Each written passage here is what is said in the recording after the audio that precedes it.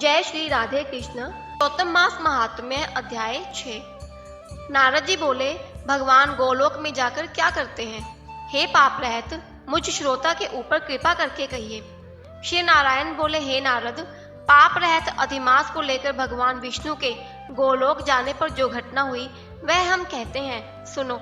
उस गोलोक के अंदर मणियों के खंभों से सुशोभित सुंदर पुरुषोत्तम के धाम को दूर से भगवान विष्णु देखते हुए उस धाम के तेज से बंद हुए नेत्र वाले विष्णु धीरे धीरे नेत्र खोलकर और अधिमास को अपने पीछे कर धीरे धीरे धाम की ओर जाने लगे। अधिमास के साथ भगवान के मंदिर के पास जाकर विष्णु अत्यंत प्रसन्न हुए और उठकर खड़े हुए।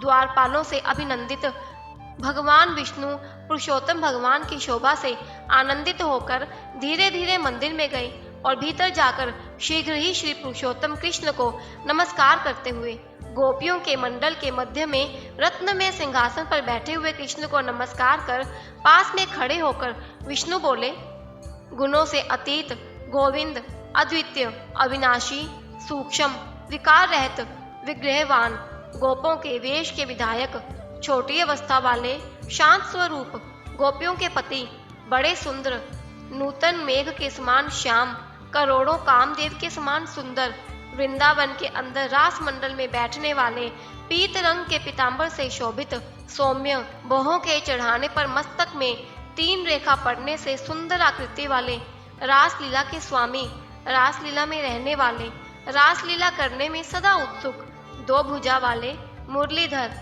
पीत वस्त्रधारी, अच्युत, ऐसे भगवान की मैं वंदना करता हूँ। इस प्रकार स्तुति करके भगवान श्री कृष्ण को नमस्कार कर पार्षदों द्वारा सत्कृत विष्णु रत्न सिंहासन पर कृष्ण की आज्ञा से बैठे। तब श्री कृष्ण ने विष्णु से पूछा कि यह कौन है, कहाँ से यहाँ आया है, क्यों रोता है? इस गोलोक में तो कोई भी दुख भागी होता नहीं है। इस गोलोक में रहने वाले तो सर्वदा आनंद में मग्न रहते हैं। ये लोग तो स्वप्न में भी दुष्ट वार्ता या दुख भरा समाचार सुनते ही नहीं। अतः विष्णु यह क्यों कांपता है और आंखों से आंसू बहाता दुखित हमारे सन्मुख किस लिए खड़ा है? सिंहासन से उठकर महाविष्णु मलमास की संपूर्ण दुख गाथा कहते हुए श्री विष्णु भगवान बोले, हे वृंदावन की शोभा के नाथ श्री कृष्ण, हे मुरलीधर, इस अधिमास के दुख को आपके सामने कहता हूँ, आप सुने। इसके दुखित होने के कारण ही स्वामी रहित अधिमास को लेकर मैं आपके पास आया हूँ।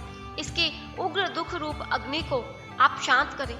यह अधिमास सूर्य की संक्रांति से रहित है, मलिन है, शुभ कर्म में सर्वदा वर्जित है। स्वामी रहित मास में स्नान आदि नहीं करना चाहिए। ऐसा कहकर वनस्पति आदिकों ने इसका निरादर किया है।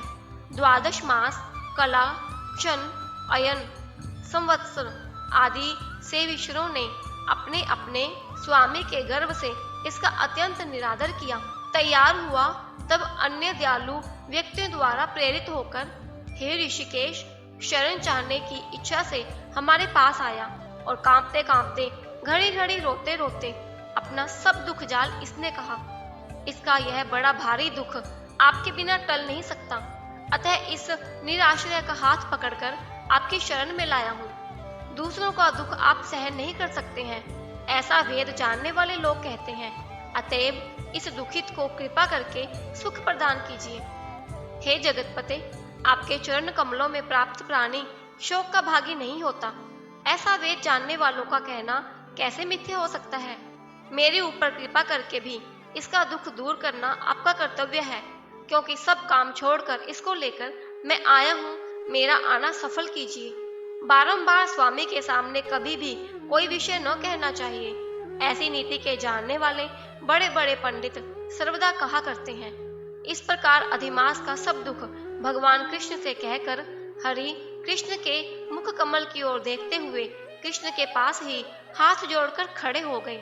ऋषि लोग बोले, हे सूत जी, आप दाताओं में श्रेष्ठ हैं। आपकी दीर्घायु हो, जिससे हम लोग आपके मुख से भगवान की लीला के कथा रूप अमृत का पान करते रहें। हे सूत, गोलोकवासी भगवान कृष्ण ने विष्णु के प्रति फिर क्या कहा और क्या किया इत्यादि लोकोपकारक विष्णु कृष्ण का संवाद सब आप हम लोगों से कहिए। परम भगवत भक्त नारद ने नारायण से क्या पूछा? हे सूत, इसको आप इस समय हम लोगों से कहिए। नारद के प्रति कहा हुआ भगवान का वचन तपस्वियों के लिए परम औषध है। इति श्री पुरुषोत्तम मास अध्याय 6 संपूर्ण। जय श्री राधे कृष्ण। ओम नमः भगवते वासुदेवाय।